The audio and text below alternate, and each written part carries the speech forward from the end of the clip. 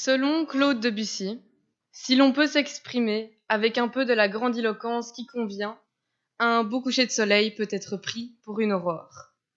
Mesdames, messieurs, il y a les mots qu'on dit, les mots qu'on a dit, ceux qu'on n'a pas dit et ceux qu'on aurait dû dire. Il y a les mots sincères, les mots méchants, les mots d'amour puis ceux pour plaire, les pires. Après, il y a les mots durs, qui cassent, qui claquent, ceux qu'on retient longtemps après, voire qu'on n'oublie jamais. Des mots, il y en a des millions. Mon texte en comporte 1 millier, et c'est sans aucune prétention d'avoir les plus beaux ni les plus recherchés que je vous demande de me permettre de vous les présenter. Comment comprendre les mots de Debussy auxquels je viens de faire allusion? La grandiloquence, elle abuse des grands mots, des effets faciles, belliqueux. Elle parle beaucoup mais ne dit rien. Elle glorifie l'orateur et non sait dire. La grandiloquence vous convainc, sans pour autant vous faire réfléchir. Mais prenez garde, elle choisit bien ses mots, et vous voilà fort vite manipulé lorsque sa beauté surpasse son objectivité. Un coucher de soleil que l'on prend pour une aurore. Ces deux inverses, pour Debussy, ici, signifient que la beauté des mots peut vous piloter jusqu'à ce que votre avis premier devienne son opposé. Mesdames et messieurs, voici tout le pouvoir malsain de bien savoir parler.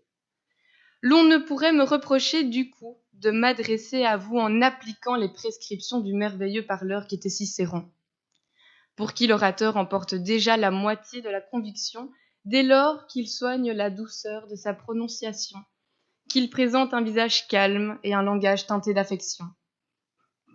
Les mots sont donc bien peu de choses sans leur intonation. Mais Cicéron, nous le savons, ne faisait pas que des mimiques. Il brillait également dans sa carrière politique. La politique, mesdames et messieurs, encore des mots de l'éloquence, des paroles non tenues et leurs conséquences. Et les discours de promesses pathétiques, mais bien dites. Alors oui, c'est joli, mais c'est faux. Et ce faux, dès qu'on arrive à le rendre beau, eh bien, il amadoue. Hitler parlait vraiment bien, savez-vous, quand il a dit un jour « Celui qui croit à quelque chose de faux est encore au-dessus de celui qui ne croit en rien ». Pensez-vous réellement qu'il ne parlait ici que de religion? Faire douter les incrédules, voilà son intention.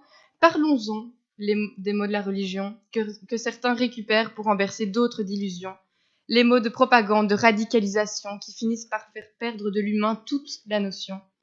Des mots dont l'essence même était de nous guider, que l'on travestit aujourd'hui pour gouverner, soumettre, endoctriner.